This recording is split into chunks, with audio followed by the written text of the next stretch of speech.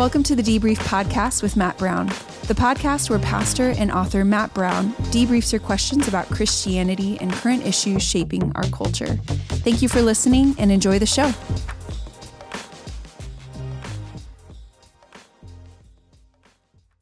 Awesome. Hello, Pastor Matt. How are you doing? Good. Was that loud in your ears? It was okay. Oh, mine was a little loud. Maybe I'm a lot older and so I'm more sensitive. Becoming a little bit more sensitive. Yeah. So, we've been going through this series on the commandments. It's been so good since we last talked. We've done the 6th commandment, which was do not kill. Yeah. And the 7th, which was do not commit adultery. So what have you been hearing? I've been loving the feedback that I've been hearing, especially from both topics. Our campus pastor preached that on Sunday, and there was a lot of people at the altar and a lot of people just receiving the word of the Lord. So that was really good. But how have you been feeling? What have you? Yeah, so I've been feeling great. The sermon on murder, I didn't love the way I landed it for everybody who watched me on video. And if anybody's listening, I want to do a one-day conference on communication and preaching, and this is one of the things I'm going to teach, and it's actually a mistake I made in that message.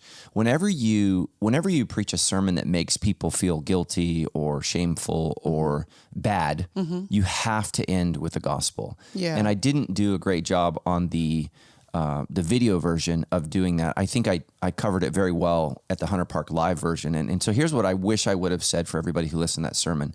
No matter what blood you've shed, either with your body, with your words, with your thoughts or your actions, the blood that Jesus shed on the cross is greater. Amen. And we can come to him with that. So if you've had an abortion, if you have destroyed someone with gossip, if you've hurt someone you love deeply with your words, okay, feel bad about that, confess it, and bring it to the cross, because the blood of Christ can cover the blood you've shed with your words or actions or deeds. And that's the one big thing. I walked away and I was like, I didn't get that right. And, I think church people are gracious, and, people are always like, I think it was okay. But you never know when you get one opportunity to share. Yeah. And so I just wish that I would have ended on the gospel about the blood that Christ shed, because ultimately we all murder people with our thoughts. We all murder people with our words. And some of us, unfortunately, have murdered people with our actions. And so it's just important to understand there's a reason Christ had to die. There's a reason he was murdered. Like, think about that. I mean, the 6th commandment was committed against Jesus. Yeah. And so by his own people, it's brutal. I shouldn't say his own people, by the religious leaders of his own people. So they are doubly condemned because they knew, they knew about that. I mean, that's one of the conversations I want to have with the Apostle Paul in heaven. When Stephen is murdered in the book of Acts, I just want to understand how in that moment he thought it was okay. And I know he's going to say blasphemy, but I want to know, because he doesn't have the right to murder Stephen in an argument about who God is. Now, he may have disagreed, but to murder, But he approved the murder of what he knew as a great man. And so that's why I think he says in Timothy, this is a trustworthy saying, that I am the worst of all sinners. So I think that, murder is something that we feel like most of us would never do. Some of us have experienced, but the reality is we kill people with our words. We slaughter people's reputation, especially in this culture. We all have an opinion about everyone all the time, about everything. And we hurt people with our words and our thoughts and our opinions, right? And so I think that we need to really realize that we have to value human life, and that's why I said all life matters. I don't know if you heard me say, but I don't know why the church didn't come up with the phrase Black Lives Matter, because that should have been something that we should have been saying for 50 years. Right. But unfortunately, it's a political statement, but it's actually a true statement. And so we need to affirm that and say, absolutely, without feeling like we have to say all life matters. And so that's why I chose the language, all life is precious to God, rather than saying all life matters to God, because unfortunately that terminology has been hijacked politically. And so I want to affirm that you as a Black person are precious to God. And that's a beautiful thing. And, I think that we need to understand that and really value ethnicity across the board. And then I would say this in our culture, and that includes white people. Like, white people are precious, and we need to affirm that and value that, especially in young kids today in California that are like I've had kids tell me, I wish I had color. I'm like, well, you do. It's just pink. It's a little pale. It's a little pale. But you know, because I am not white. I mean, look, I mean, that's not me. I'm not really black. No. Compared to this microphone. Yeah. Right. You're Absolutely. beautiful brown. Caramel, I like to call my. Did I ever tell you my brown pride story? No. So I did not know what brown pride meant. Oh, no. And so I went to the swap meet in Orange County. Have you guys heard this story? And so they sold sweatshirts that said brown pride on them. So I bought one for me, my dad, and my brother, and we just wore them around. Okay. So 3 white guys walking in a Hispanic market with sweatshirts that say brown pride. And you know, some dude's like, "What's up, bro? What's up?" I say, and I'm like, "What's going on?" And he's like, why are you wearing that? And I was like, my last name is Brown. You know, like my name is a color. Right. So yeah, that was unfortunate. That's awesome. They could have. What is it when you're Hispanic but you look white? It's called weta, isn't it? Isn't that what it's called? Yeah, you could have said that. Yeah, no, I have no accent. Despite 6 years of Spanish in high school, I can't speak it. So I love that. Yeah, so that was my awakening. In our community group, though, after the sermon, I think, and hopefully a lot of people's conversation turns towards this. It was how valuable life is, how precious life is, and how easily we can murder people with our words. Mm-hmm. Thankfully, our discussion didn't turn political, even though praise God. people in our group are all different colors. But it was more focused on how precious life is. Mm-hmm.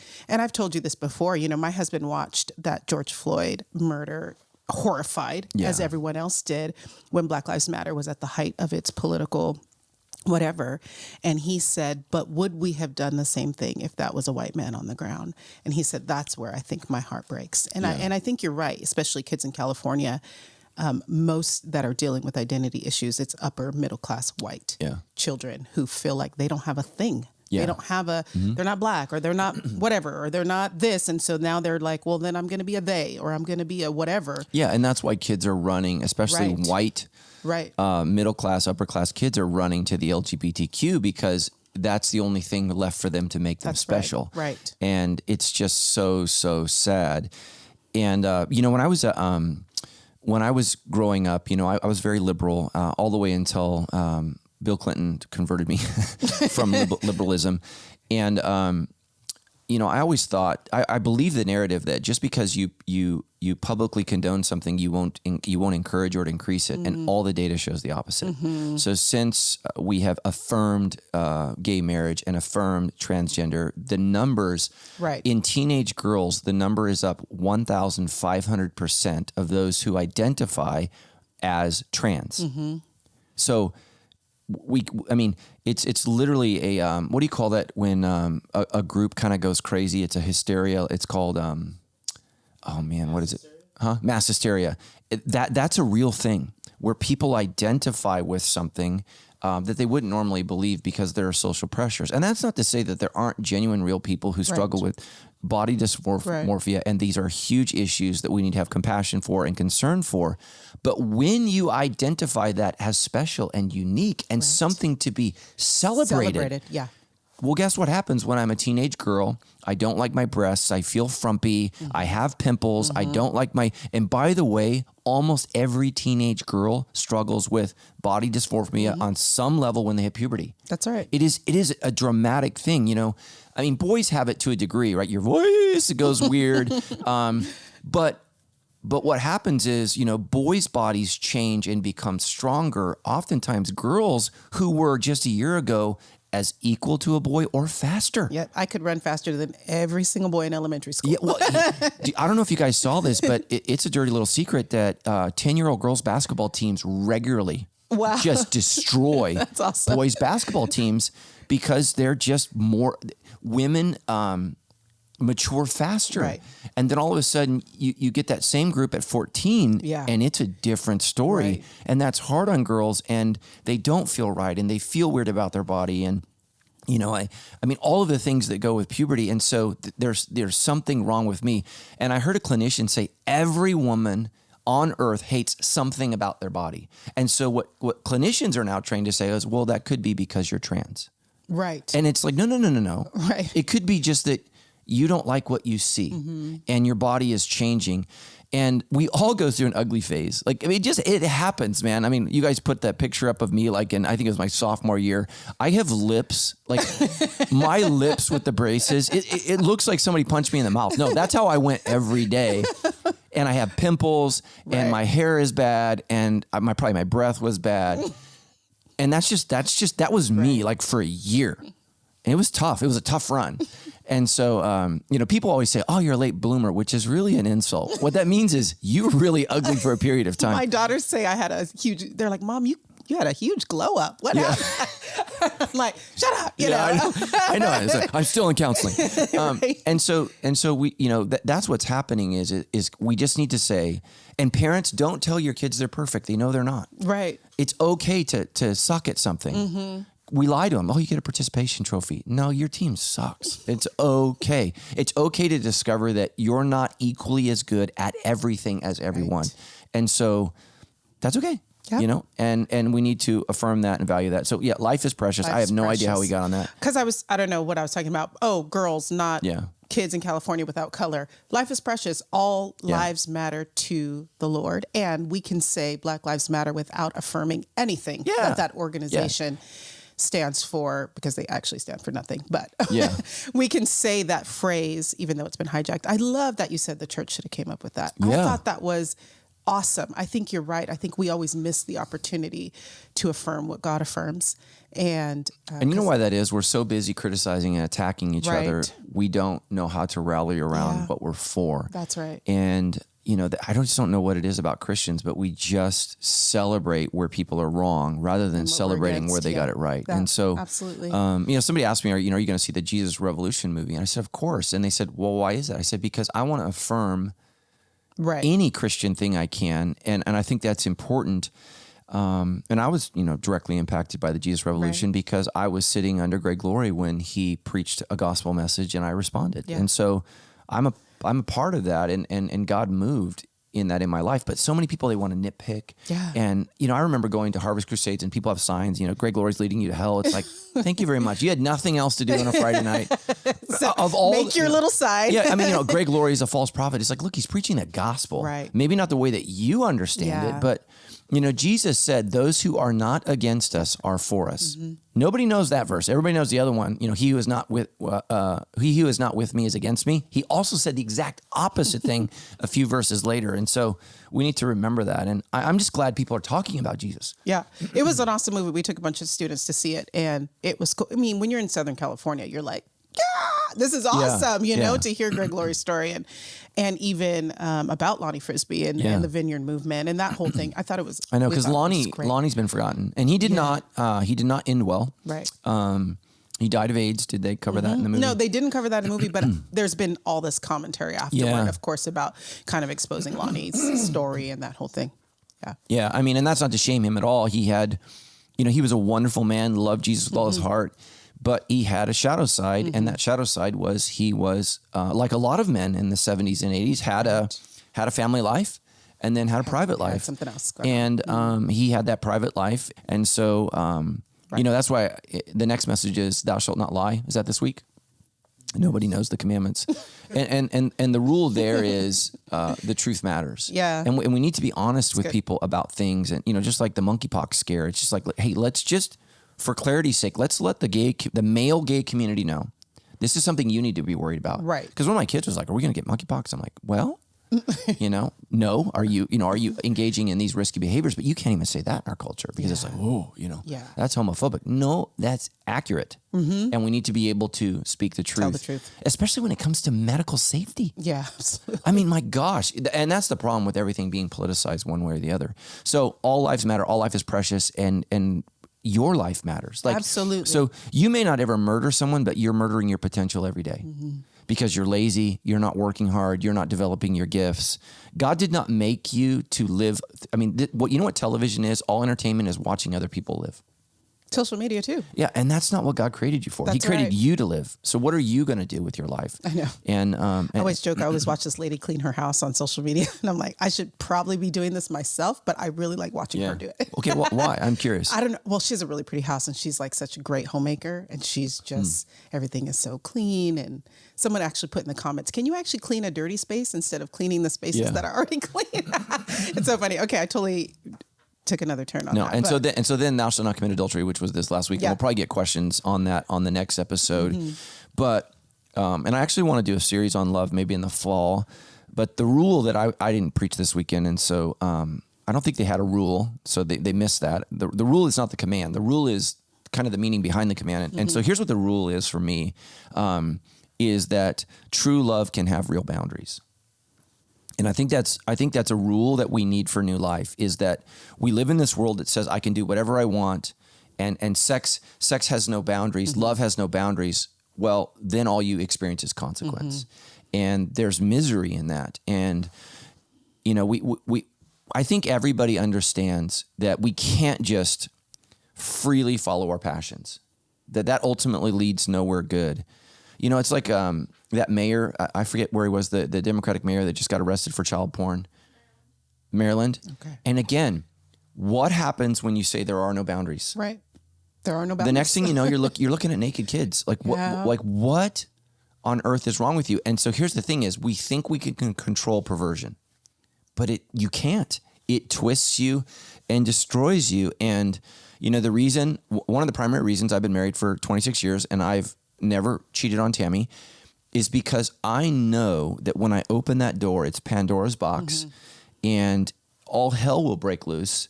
And if I can cheat once, I can cheat twice. You know, if I can lie to my wife, I can lie to anyone. And again, you know, this is why, why did I leave the Democratic Party? Because, you know, Bill Clinton lied. And if you can lie bold-faced to your spouse, that matters. And it's the same reason I have a problem with Donald Trump. And you need to understand, he is a serial liar in the relationships that matter most. And I understand, you know, it's a binary choice and, you know, you're damned if you do, damned if you don't. It's a tough situation, but we want leaders who are at least honest in the realm of marriage where it matters. Right. And I think one of the things we want in politicians is people who can control their desires. And if you can't, man, I'm not sure I want you. I'm not sure I want you to be in power. Yeah, you can't lead yourself. You know, how are you leading anybody else? Yeah. So we haven't got to this, but in the law, God specifically says that a king cannot be a man of many wives. Do you know that every king broke that law? Every Israeli king, every Jewish king broke that law. And the wisest one broke it the most, Solomon. Right. So, you know, he didn't just have many, he had like 1,000. Yeah. You know, he had wives, he didn't even know their names. They just lived in the palace. All right. So good. Okay. Well, that was a great recap. Hope you guys have been watching these messages because they have been so good. Old rules for a new life. It still matters. God's word matters. It's relevant today and it's really important. Okay. Let's get to these questions. Yes. So we have Joe from Clovis. Hey, Joe. I love Clovis. My grandpa lived in Clovis when I grew up. Awesome. It says, I have been wading through the sheer volume, which that is a really great description, the sheer volume of Christian content online. And most of what I encounter is full of vitriol and hate. The sixth commandment, which you taught beautifully, you taught it beautifully, does not seem to be at the forefront of us as Christians, let alone the culture. How can we as Christ followers be the salt and light we are called to be and turn away from murdering our fellow image bearers? And I'm assuming he means through what we're saying. What methods have you used to reduce the venom of your words and speak to others with love and truth? Thank you, Pastor Matt, for your courage in an age where men are struggling to find their voice. Thank you, Donna, for your commitment to exposing POV's thoughts and help us understand the context more clearly. You both rock. You rock too, Mike. Thank you for your question. Yeah, thank you. And thanks for the love for Donna. She's amazing. So Joe, here's the thing is, you are listening to 51-year-old Matt, who has failed many times to communicate the truth in love. And I think one of my greatest failures was years ago when the issue of gay marriage was on the ballot. And I still believe that marriage is to be between one man and one woman. And I believe that we were lied to. It was not about love. Right. It has affected the courts. It has affected our lives, and we were all lied to. So whether you're gay or straight, you need to know it just being about love was a lie. And even now as a church, we have to be very careful in the things that we do. Like my school, Cal Baptist, no longer does weddings. Do you know why that is? Because legally, as a Baptist school, they cannot not allow gay marriage to take place on their campus. So it wasn't about love. Right. So once something becomes legal, then there becomes consequences for those who break it. And then all of a sudden you got a guy making cakes in Colorado who goes to jail. Right. And so we need to stop this horse crap of just saying it's just about love. No. Laws permeate and affect into every area of our life. And so whether you're left or right, you need to think about that. I want to live in the freest society possible that allows us to follow our convictions and to worship the God that we choose to worship. And I think that's really, really important. So, but we lost. Gay marriage is legal. That's the law of the land. It's created great challenges for us as a business, as a church, but it should not create challenges for us as Christians. But the way I communicated that, I made a joke. I didn't know I was being recorded. One of our staff members recorded me without my permission and put it online without my permission. Oh my goodness. So now he's responsible for that. I'm responsible for what I said. And what I said was, I said I would not attend a gay wedding. And here's why. And I differentiate, is a judge performing it or is a minister of the gospel of Jesus Christ performing it? Because if it's a judge and it's your family member, I think that's fine. But what I can't do is sit in an audience and affirm that a person representing Jesus is saying there are 9 specific passages in the scriptures that deal with homosexuality. None of them are affirming. Now, if you're gay, it doesn't mean you being gay. It means you having sex as a gay person with the person of the same sex.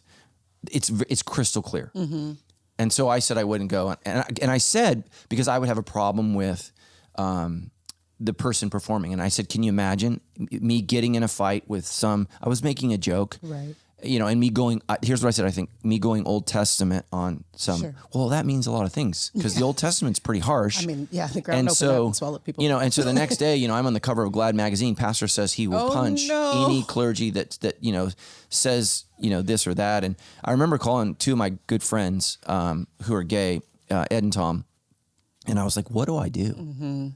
And I remember my friend Ed said, well, before we talk about what you do, he says, you need to know that this really hurt me because gay people have been hurt by homophobes who have beat them up, Right. Like when I was a kid, we played a game called Smear the Queer. I never knew that was about harming a homosexual person. I didn't know that. I thought it just meant tackling, I didn't know. I grew up in, like the bubble. I had no idea. And so, he was a gay man in the 60s and 70s, and he had been smeared and hurt and beaten and was afraid. And I just had to say, man, I'm so sorry because I didn't know. And so while I'm deeply sorry for what I said, I'm glad that I said it because it made me realize I have to be really careful with how I say things. Because no longer am I saying things just to a group of people who are like, well, okay, Matt sounded like a jerk, but I know him, so I'm going to give him grace on this. People that don't know me don't know that. And even with that, I shouldn't have said it. You should never joke about harming a person because they're gay or trans or because they're a specific ethnicity or, they're a different religion. And we see this, like what happened, I think is Stanford University when they were chanting F the Mormons. Right, that's bigotry. Right, that's religious bigotry, and you got all these woke Stanford people that don't even realize, dude, you're violating the very thing. Right. Your little goofy tree mascot stands for. It's the worst mascot. It's a tree. I'm sorry. Come on. Oregon. Oh, was it Oregon? Okay, sorry, Stanford. I thought it was you. We love you and your mascot. Well, maybe Pastor Matt doesn't. Yeah, I should have known it was Oregon. Wait, is it still a tree? No, Oregon's a duck. Yeah, it's a big duck. Okay. Yeah. So the O stands for offensive. Yeah. But, and that's the thing is, here's the thing. Let me summarize American history. We're terrible at treating minorities, whether they're Black, Irish, Hispanic, you name it. And now conservatives, whether Mormon or Christian, are the minorities, and we suck at how we treat them. That's what people don't understand. it's the tone of our culture. We just don't treat people well. And so, unfortunately, liberals have turned out not to be any better because the universities are just, they've destroyed thought. They have destroyed thinking. It's horrendous. Safe spaces. Oh my gosh. The purpose of college is to challenge the way that you think. Right. And it's a real problem. And now they don't think at all. So let me just say this, Joe. I have failed at this massively, and I have learned, and it's why I love recording on Thursdays, because if I say something totally stupid, we can edit it, or reshoot it, and you get a second chance at that, and that's so important for what goes out for our church. So I have failed at this many times, and I think there's just something, the core sin of us all is not racism, it's not homophobia, it's not sexism, it's self-righteousness. That is the worst sin of all. And every group is self-righteous. And, you see that with white supremacy. You saw that within the Black Lives Matter movement. Right. You see it within, what was her name? Ruth Bader Ginsburg. How many women should be on the Supreme Court? 9. I'm like, okay. Okay. I mean, come on. Right. Like, so men have nothing of value. And I get they've had a good run. Yay, white dudes. But that's not how we fix it. We don't fix, an all white male Supreme Court with an all female Supreme Court. Right. That's not how you fix it. What you say is we need all voices. We need all of the ethnicities in our culture represented on this court, so that we can understand the nuances of what individual groups face, so that we can, make sure that the law is actually given in a form of justice. And so I've blown this, I've messed this up. And so here's what I've done is, Joe, I've realized this, and I've allowed the Holy Spirit to convict me and to change me. And I've just said, okay, I got to get better at this. But I just think so many Christians are self-righteous, and that's why, they pummel me, they throw darts at me. And sometimes I do say things incorrectly. It just comes out wrong. And so people are like, see, and that's, I mean, the amount of pressure to stand in front of thousands and thousands of people and say anything at any point, something can come out wrong, or your thought process could be off in that moment. And I think the self-righteousness piece is right. Online specifically, what he was sharing, he's going through Christian content online. I just hear like a lot of echoes. You know, everybody's saying what the other person said, but they're saying it in a different way, and it's clickbait, and it's just ways to get people. I mean, I've heard even since Asbury and Jesus Revolution, people just saying this. The stupidest, I'm like, what? It's not even your business, you know, like just the stupidest things. And I think what you said is leaning into the Holy Spirit and allowing him to correct us. Yeah. And Jesus said this, why do you notice the speck in your brother's eye when you fail to see the log in your own? And the log in all of our eyes is self-righteousness. And so, okay, how do I see where maybe I'm off? And then also this, how do I understand? So one of the things I do on TikTok, Tammy laughs at me all the time. My whole TikTok algorithm is I just listen to people who disagree with me. If I agree with you, I don't care. So I want to listen to what the other side is saying, because it helps me to think better, and it challenges my assumptions about the text and the way that I come to it. And so many people are afraid to have their ideas challenged. And it's like, man, I mean, nothing you or anyone's going to say is going to cause me not to believe in God. So I'm going to be open to whatever your challenges are. And I want to wrestle with, the difficulties that, people have. Tammy and I watched a comedian, and I tried to get through it. His name is Mark Macron or something. He's a Jewish atheist guy, an HBO special. It was so bad I had to turn it off. But, he just said, Christians are so dumb because they believe in a flying Jew that's going to change everything. Well, he's talking about the return of Jesus. And I'm just like, oh my gosh. But he was so dark, and his comedy special is From Bleak to Dark. And let me tell you, that's what it's called. Yeah. Oh, dude. And he's a jaded dude. I mean, he is just, you want to talk about life without God? Yeah. There you go. Rough. I mean, when your comedy special is bleak to dark, right. I'm like, bro, you need Jesus just for a smile. Right. And it was really, really rough. And don't go watch it if you're not offended. He goes off on abortion, and it's just, he's for it. And he's just gross, gross. And I was hoping that he would have something to challenge me, and it was just, I was like, man, I just turned it off. Yeah, absolutely. So here's the thing, Joe, I try to learn from everybody. I try to hear, there's a reason I think Jesus said, love your enemy, because sometimes your enemy is the only person that's honest with you. Yeah.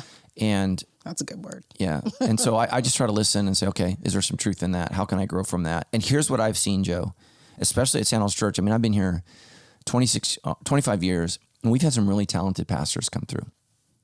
And the guys that just didn't go anywhere, couldn't learn, couldn't listen, couldn't change. And I'm telling you, super talented, super gifted, but they always had to be right. And you know what? They're pastoring First Baptist of nowhere. And it's sad.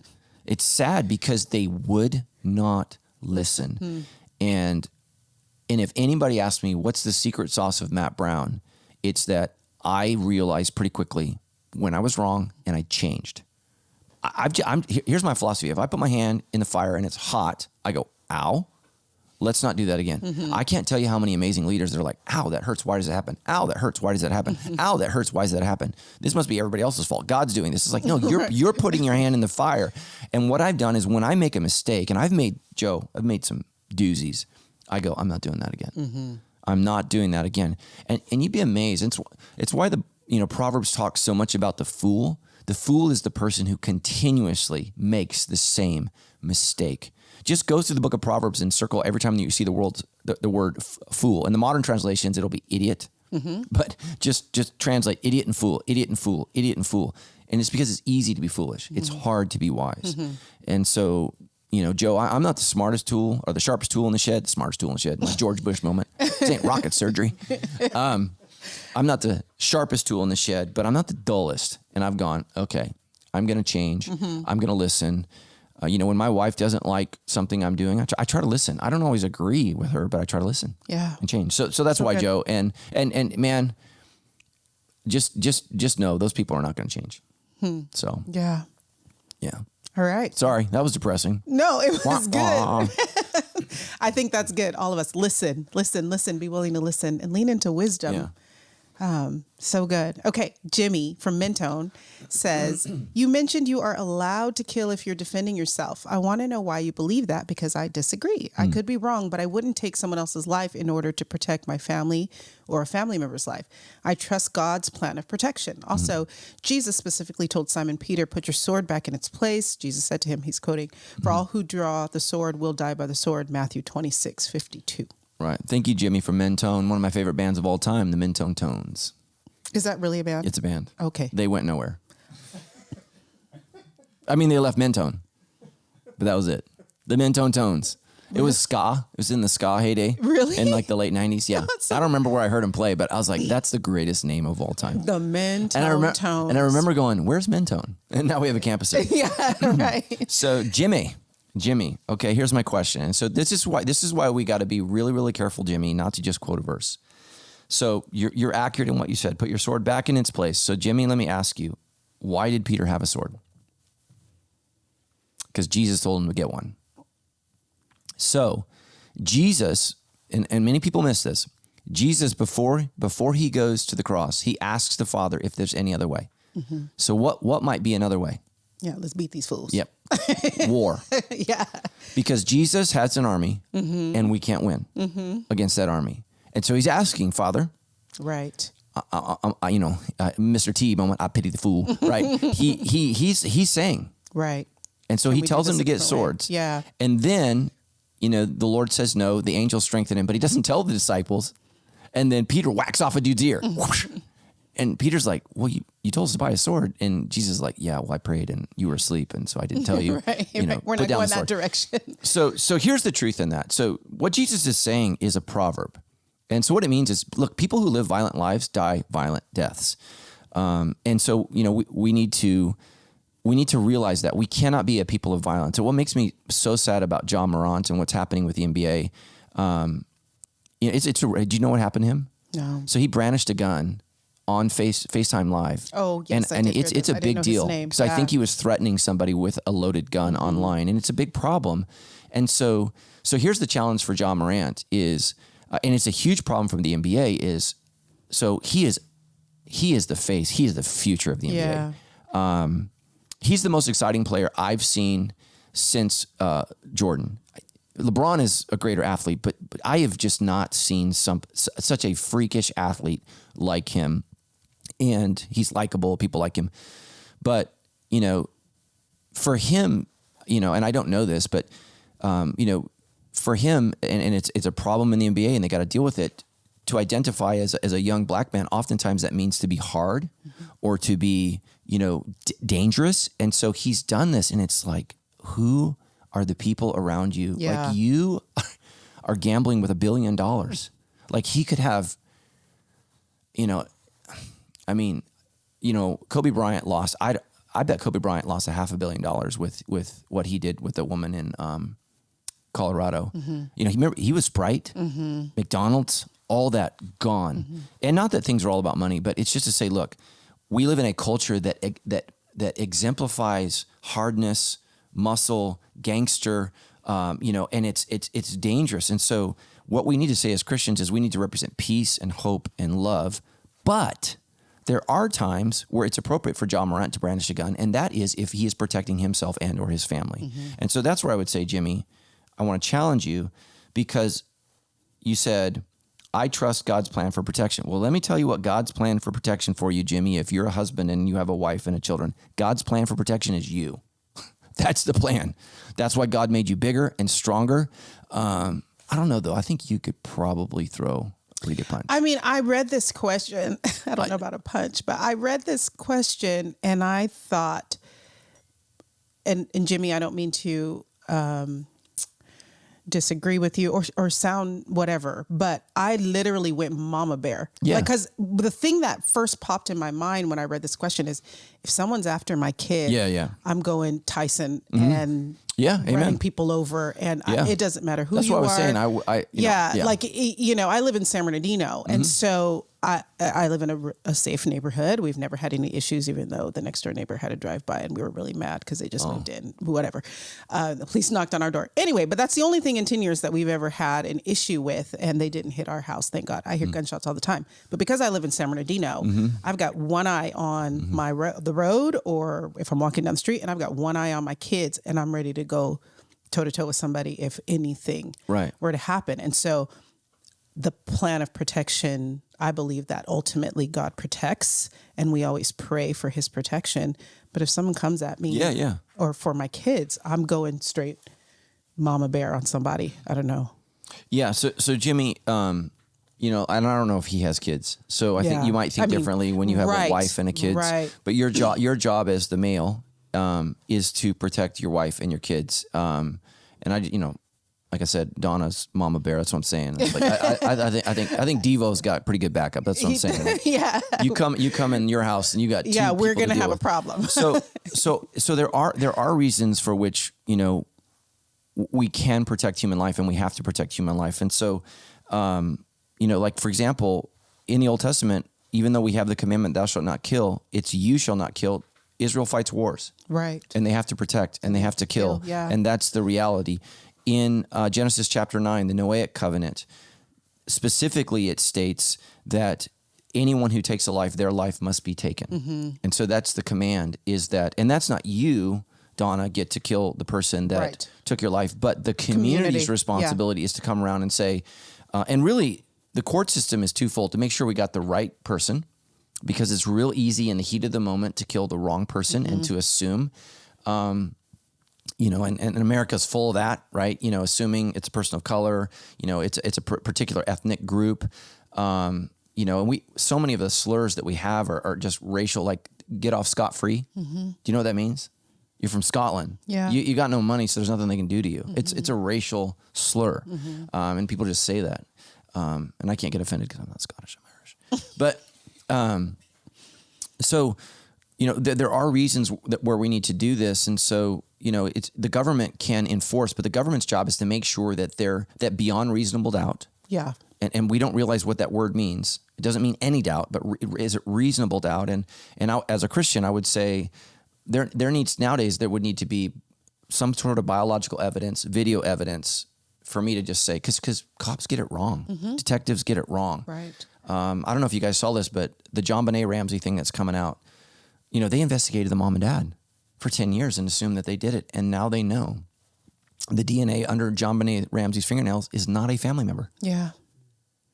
So police can follow intuition and get it wrong.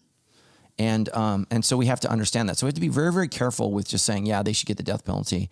I think there needs to be, for me, irrefutable evidence. But if there is, like these mass shooters, where we know, like we got you on video, you killed 19 people. I mean, that to me should be like a 3-month court case. Is that you shooting? Is that you shooting? Is that you shooting? You're done. We're good. Right. Let's move to deliberation. And a lot of Christians have a problem with that. And again, what you're going to have in government is when people lose, so the Black Lives Matter riot movements, the what do you call it when they protest? No, not the protest, but they break into the stores, they burn the looting and the riot. So what is that the result of? And so whether you agree with it or not, the reason it happens is there's a feeling in the Black community that says there is no justice for us. Correct. So then they do that. So this is why everybody that's against the death penalty, here's what I want you to understand. When you deny people the right for justice, they'll take it into their own hands. Then you have a much bigger problem. And oftentimes government has the difficult responsibility of trying to decide between two evils. Yeah. What's worse? And so, yeah, I mean, is it terrible to take a life? Yeah, but biblically, the Noahic covenant says we can. Sometimes historically we've gotten it wrong. We've put innocent people to death. That's terrible. That's awful. But when you just say there's no death penalty, people are going to take it in their own hands. Yeah. And we see this in the court of law with dads going after the person because you're going to spend in the state of California, you're going to spend, I think it's $140,000 per inmate per year, which is 4 times more money than we spend on kids and education. So we spend more money locking up someone forever than we do educating the next generation. There's only so many dollars. Yeah. There's only so much money. Who are you going to spend it on? And some people would say, well, Pastor Matt, I think that's terrible. A lot of things in life are. Yeah. And we have to decide. So I think the government can, according to the Bible, put people to death. And you say, well, I just don't believe that as a Christian. Well, how did Jesus die? He was put to death. Yeah. Now he was innocent, but he was put to death. He was murdered for our transgressions. And so, and a lot of early Christians were murdered. And so that doesn't make it right. It just means, look, it's a part of life. And so we have to understand sometimes we have to fight. And I think we live in an age now where we're pretty comfortable and we don't realize that. But those things could change. I mean, it changed for the Ukrainians in one weekend. And guess what? All of a sudden, all these young men who want to play video games and play sports, and you were thinking about where you're going to college. Well, now you got to go and fight. And I think, you don't go into, I was thinking like, I'm not going to go into a fight if I had to with the intent to kill, right? Like, it's not my heart. Like, I'm here to kill you. But if it came down to it, if it's your life or my kid or my husband or whomever or myself, then I believe that there is God's provision in that. Yeah. And so, Jimmy, if somebody broke into my house, it's my God-given responsibility, not to kill the person, but to do all that I can to ensure that my wife is not murdered and my kids are not killed. And here's the thing, as a grown man, when I swing my fist and I intend to harm, there's a chance that it could kill. And so I would say this to every young man, back to the John Morant lesson, you are much stronger and more powerful than you know, and you got to be really careful. And if you can avoid a fight, you should. You should, because, I was listening to this actor who was telling his story about how his God moment, he was in Venice Beach, and there was this, crazy homeless person, and this crazy homeless person was shaking this old lady, and he intervened, turned into a fist fight, and he punched this homeless guy, and the homeless guy dropped on the ground unconscious. And the cops came, and the cop just said, man, you need to start praying right now that this guy wakes up. Because if he doesn't, we're taking you to jail for murder. He was trying to be a good Samaritan. He was trying to do the right thing. And he just said, he realized in that moment, he said, okay, I've got to, he said, I was unaware of how strong I was and what I could do. And so, and thank God the homeless guy woke up and, he has a life. He's now an actor, a wonderful career. But you have to be really, really careful and because you don't know your strength.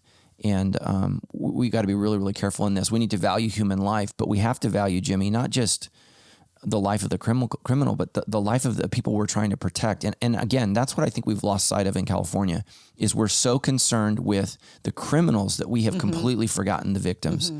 So if you murder somebody, how many dollars is going to be spent on your emotional and well-being? We're going to send you to school. You can get your law degree. Right. What do we spend on the victim whose dad was murdered, whose wife was murdered, whose children were murdered?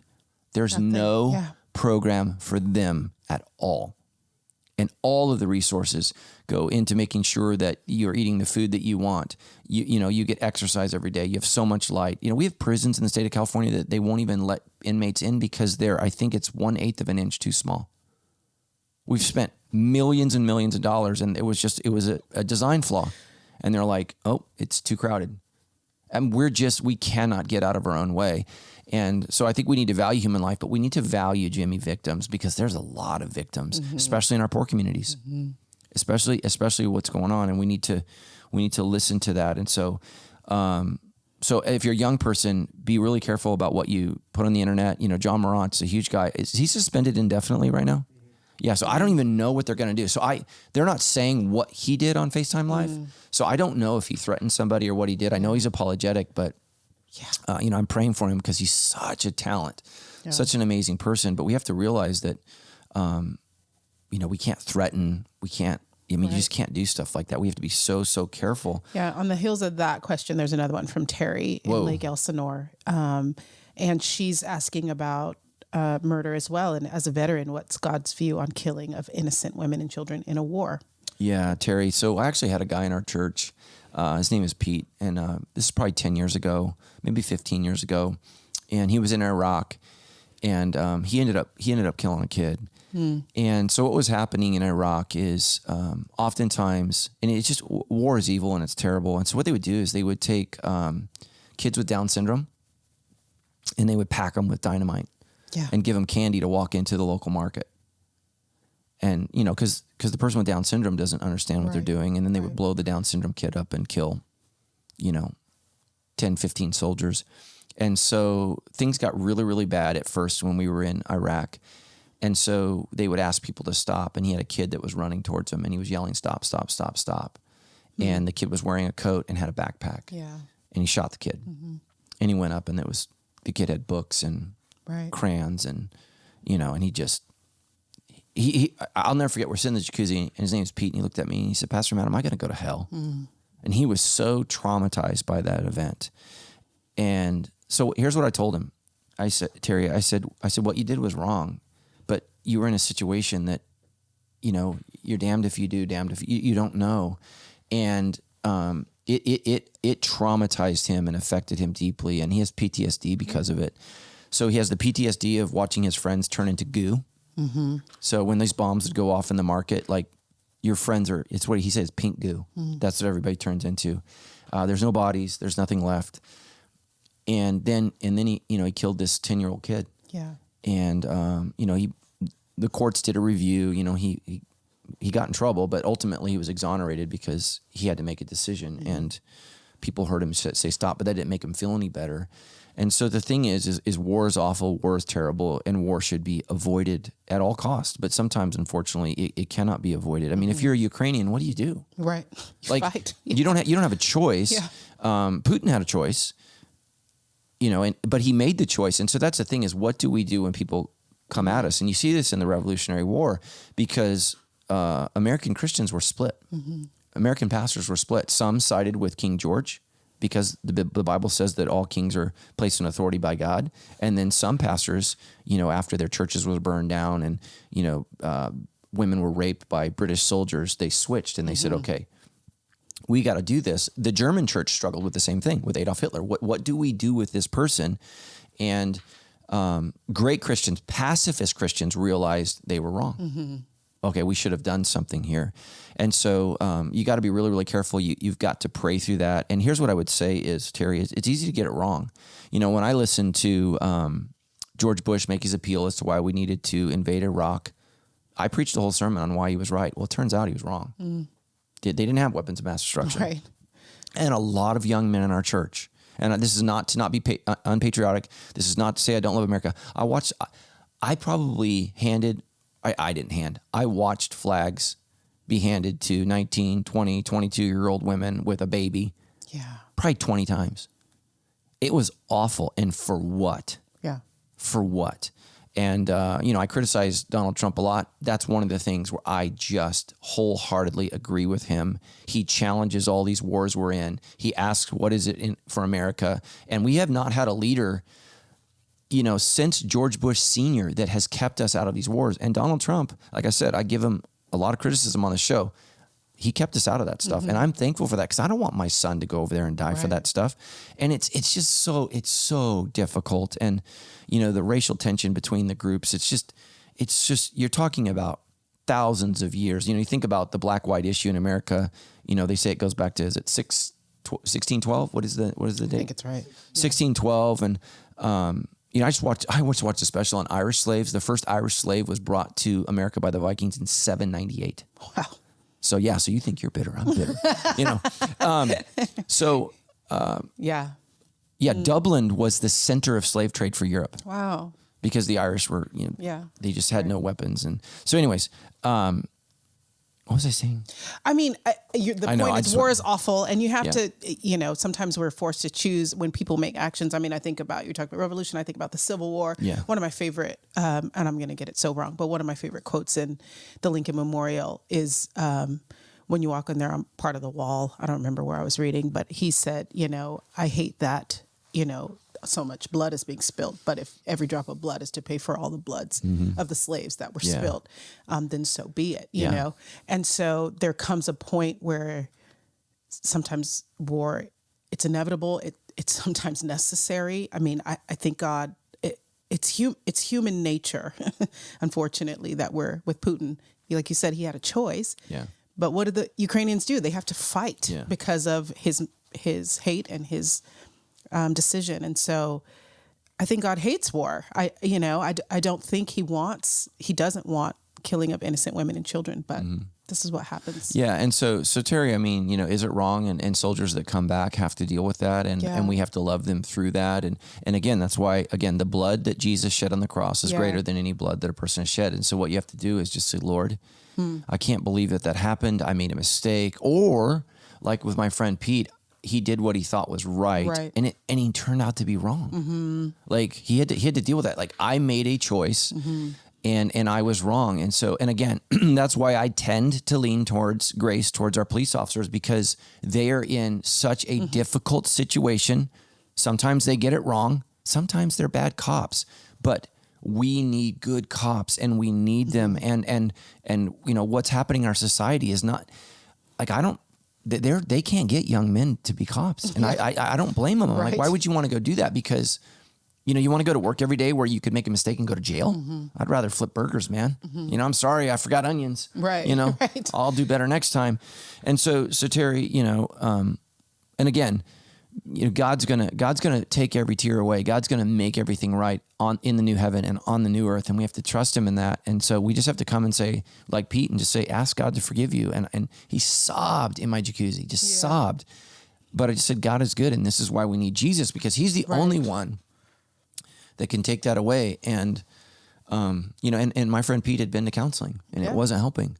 And he could not get the young boy's that visual, its face out of his mind, because he shot him. And that happens, and it's really, really difficult for most human beings. Of course. God did not design us to take human life. And even when we have to, it still affects us negatively. And so it's why when they used to do shooting squads, you'd have 10 guns and only one bullet, so nobody knew who shot. So yeah. All right, let's move on. These are great questions, you guys. Thank you for Apparently I'm dying, so sorry to my audience. These are great questions. Thank you guys for taking the time to write us and as we dig through these difficult topics, because don't murder, but there's situations where we get put in situations. I said that there's times when we get put in situations where it might be necessary. Okay. David from Riverside. Hello, David. I was raised in a devout Christian home and went to church every week with my family. Long story short, when I was a freshman in college, I converted to Catholicism for multiple reasons. The biggest being the belief that Jesus is physically present in the Eucharist through the process of transubstantiation. I have recently left the Catholic Church and have started coming to sandals. Welcome. Yeah. Currently, I'm still confused about the process of communion and how some Christians believe it's a symbol metaphor and others believe Jesus is physically present. What did the early Christians believe, and how can I be sure that communion is a symbol? Yeah, so the symbol of really what did he say?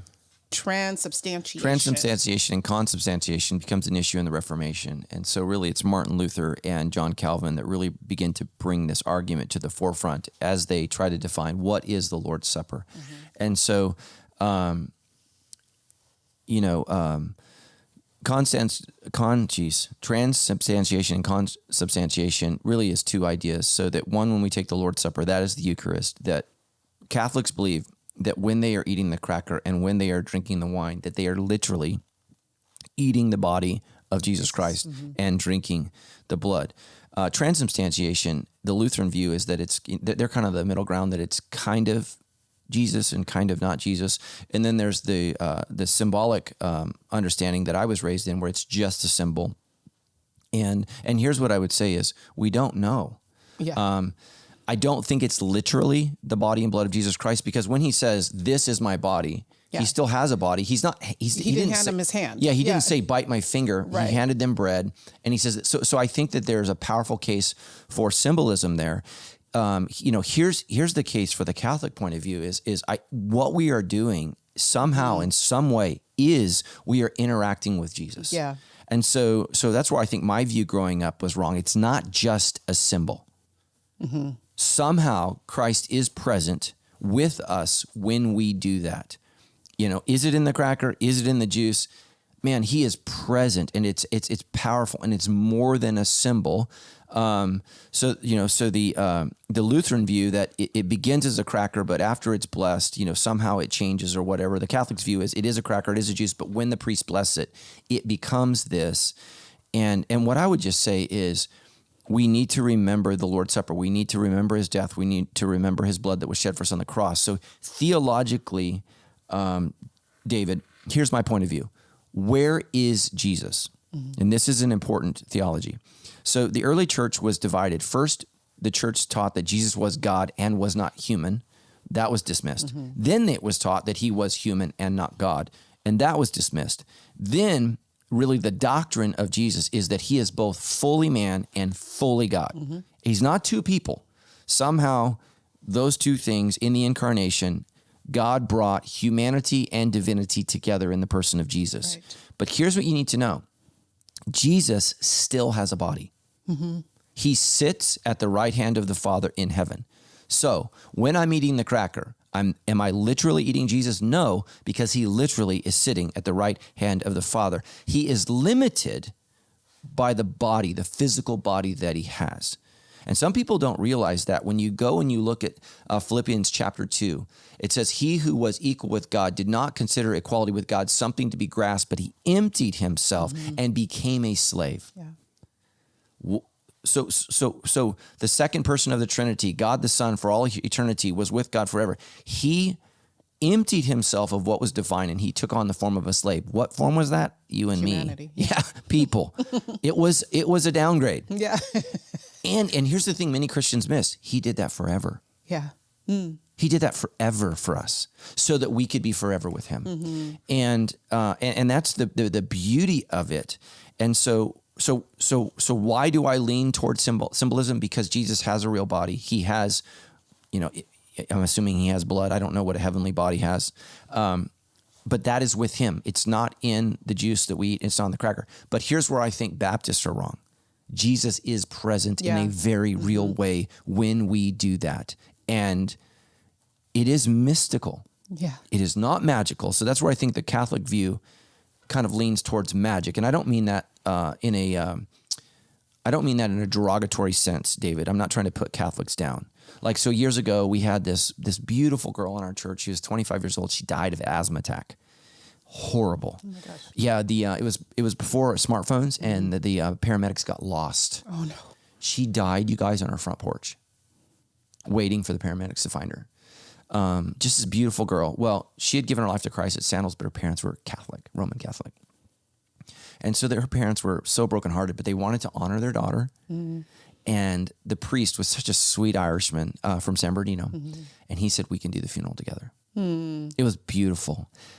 So the funeral was in a Catholic church, but I was allowed to preach. Can you guys believe that? The Catholic priest allowed me to preach.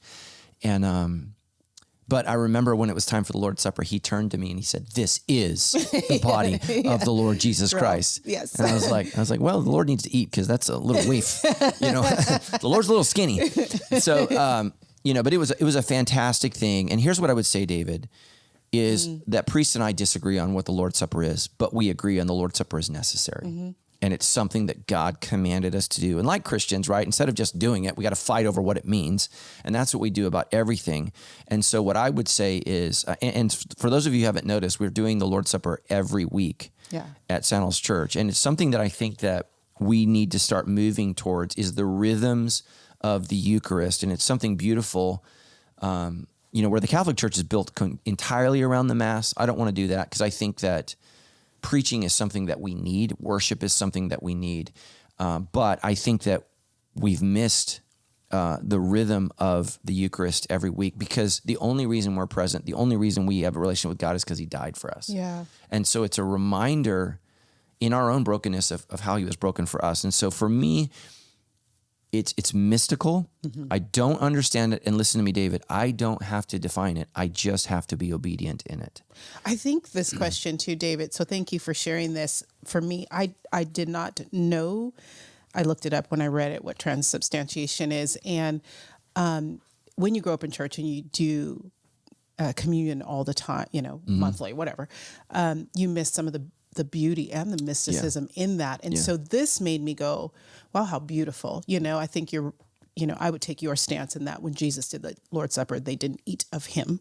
He gave them a symbol, but that he is there and that this is beautiful and that this is something that he's asked us to do to remember him until he comes. I think I love the beauty in believing that the Lord is in the middle of that and knowing that the Lord is in the middle of us doing this and that this is real and it's not just eat some cracker, drink some juice. And in some, and David, here's where the Catholics are right.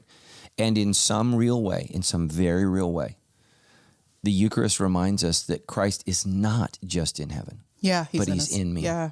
And so that's what we're failing to realize is, so in Jewish culture, what you eat was so important.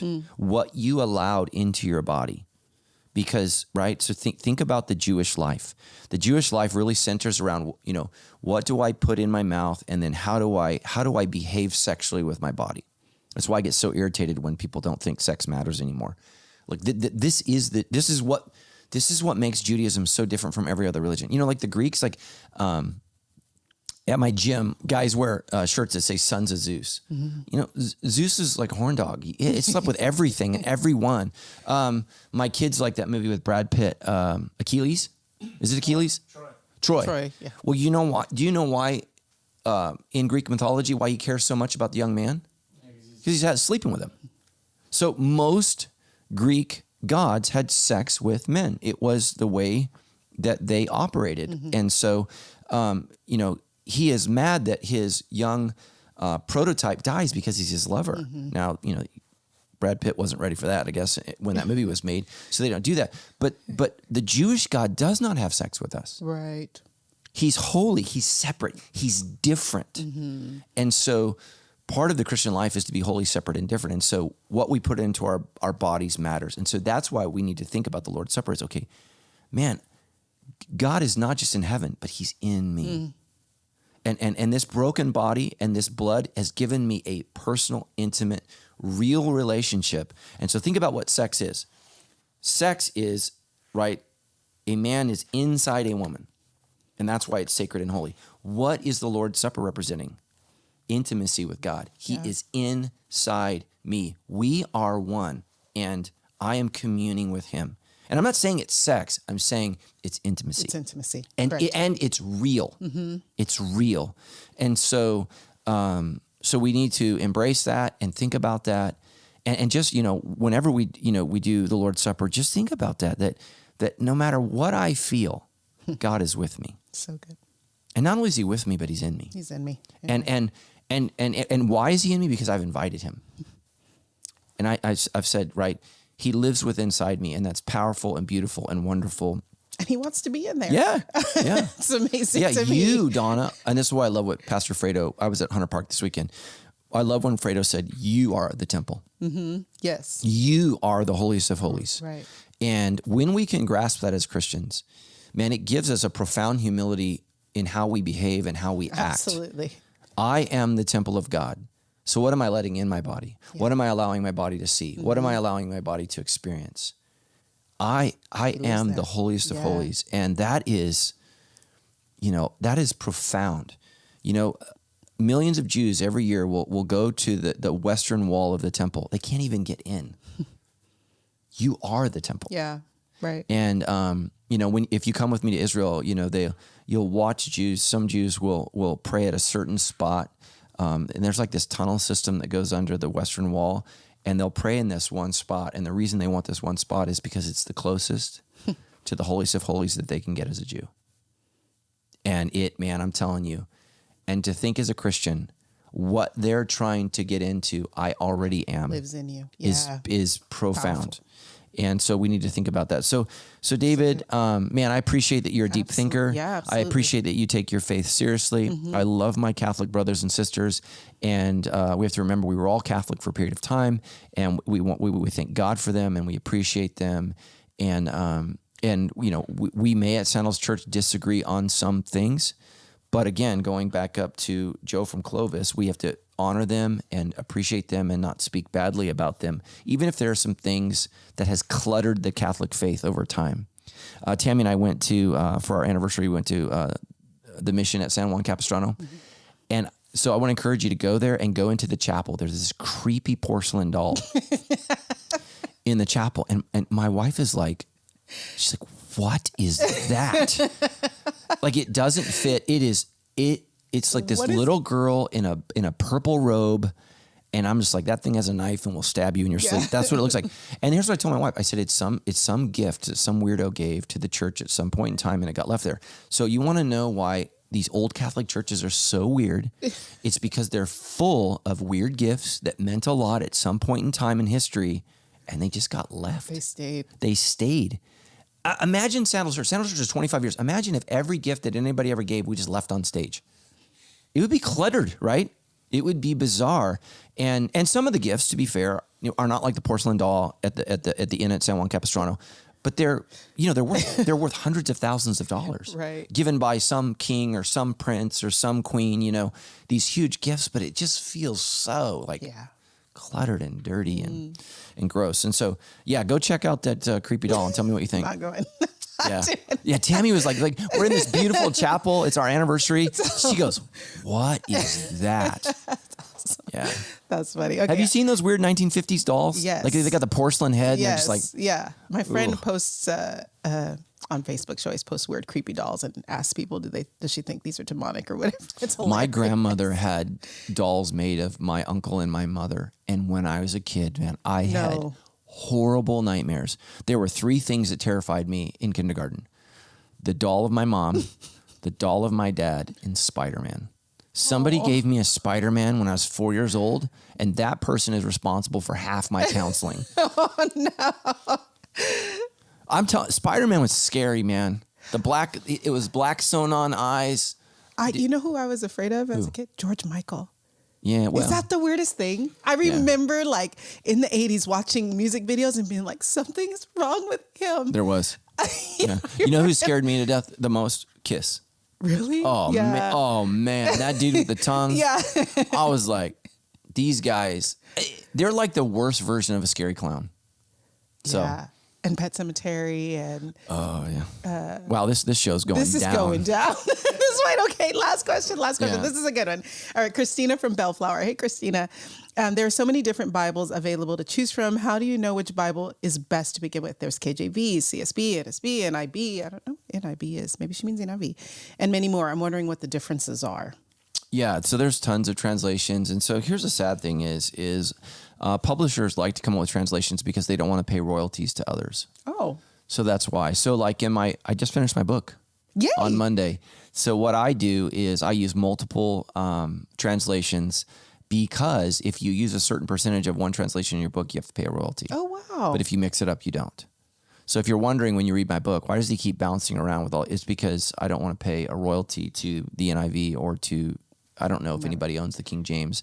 The new King James is owned by somebody, but yeah, so there's what I would say is all the translations are great. I think the King James Version is the least great because it's not based upon the best manuscripts. So we've found more manuscripts. We have earlier manuscripts than we did several hundred years ago when they translated the King James Version. And so, a lot of people think the King James Version is, the only authorized version. It wasn't even the most popular version. So there was a huge push in the 19th century to push the Schofield Bible. Anybody that's like into the rapture, anybody that's into dispensationalism. So the Schofield Bible, they worked really, really hard, raised a lot of money to get those Bibles into the homes of people in America. And so that's why so much of the theology, who believes that? If you saw the Jesus Revolution, I mean, that's the Schofield Bible. People that have identified, the end times in a very, very specific way that comes from that. But the King James Version became popular for two reasons: because it was given free to people in the West and we are very poor. So I tell people all the time, if you want to know the history of America, racist, illiterate, and poor. Those are the three things that you need to understand. So all of our kids understand the racism, but they're like, I don't understand why people didn't stand up and march. I'm like, they didn't have time to protest. Yeah. They were poor and they were going to starve. And that's why they had 12 kids. Get to work, sweetie. Right? Because they just couldn't make it. And it was rough out here, but it was racist. It was poor and it was illiterate. So the school system in America started to use the King James Bible because it was the only book people had in their homes. And so they started to use the King James Bible because if we just think of books like, oh, just take a book home. Right. But it was the only way kids could study at home because the only book that they had in the homes. And so that's really where the popularity of the King James Version came up. I personally like the Christian Standard Bible. I think it's fantastic. I think they do a great job. I actually didn't agree with one of the ways they translated a passage in 1 Corinthians 5:12. I wrote a note. They changed it in the updated version. So yeah, I was like, hey guys, this is not what this means. And so you got to know that. So all translations are committee. Yeah. So they're sitting in there in committee, and every translation committee has a theology. I think that's a challenge. But like when the TNIV came out, there was a lot of things. Well, they're getting rid of the male pronouns. But like, for example, this verse, there's so many verses where it's really problematic. If any man would come after me, well, what about you? Yeah. Right. So it needs to be translated, if any person. So there are times where we need to have a non-specific gender pronoun. Person's not a pronoun. What is person? Because he, her is a pronoun. So, but where you need to make it gender neutral because the audience needs to understand that they're inclusive. Yeah. And so, people get really upset about that. I do think God's pronoun should remain he because, not that God is a he, but because Jesus calls him Father. Right. And so people are like, why does God have to be a man? And I'm like, well, Jesus said. So I just go, I'm like, look, man, if there's anybody who knows what God is better than me, it's Jesus. So I'm going to go with him, and I'm not going to fight Jesus on calling him dad. I'm just not. And so, and that's not because I think men are better. I mean, Jesus tells the woman at the well that God is not a man, he's spirit. So God does not have genitalia. He's not human. Yeah, right. He's not a human. He is spirit. And so that's important for us to remember, but we are to, look to him as a father because men carry a portion of who God is that is to be respected and revered. And that's just important. Women carry a portion of who God is to be respected and revered because you have the ability to create life. Men don't have that. Right. And so we just need to understand that it's a beautiful thing. So I would say the Christian Standard Bible, the version I have is the Holman Standard Christian Bible. The new one is better, the CSB, and that's the one where I wrote the note and said, and it's funny when you read new Bibles, I find errors in them all the time. It makes me feel so good about my book because there are errors all in my book. And but just certain things like instead of and, it'll be an.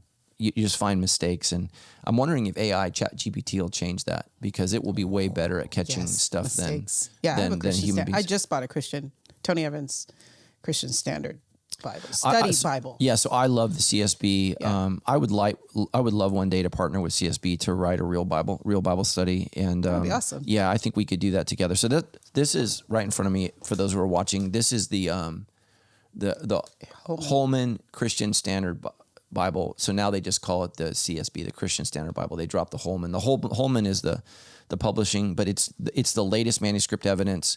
What I love about it is any verse that's challenged or has a problem, they bracket it, and then they're going to tell you right below, what the problem is. This is not in some manuscripts. This has been changed. Right. This could be translated this way or that way.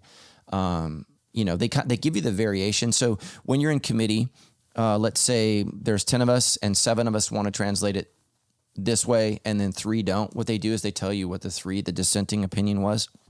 And it's never like this verse is black versus this verse is white. Right. It's the difference is this verse is black or this, it's dark gray. That's going to be the difference in the translation. It's not like there's no verse that's like says Jesus isn't the Son of God. Right. So don't think that.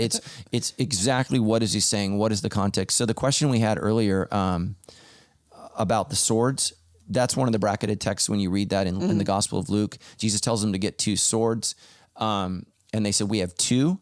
And he says, I think in the Brahman Holman, it's that is enough.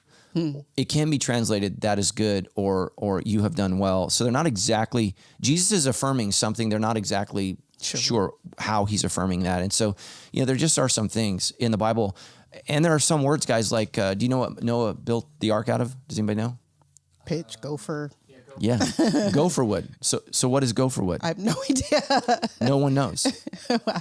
Nobody knows what So what is gopher wood? That's literally the consonants are GVR, goover.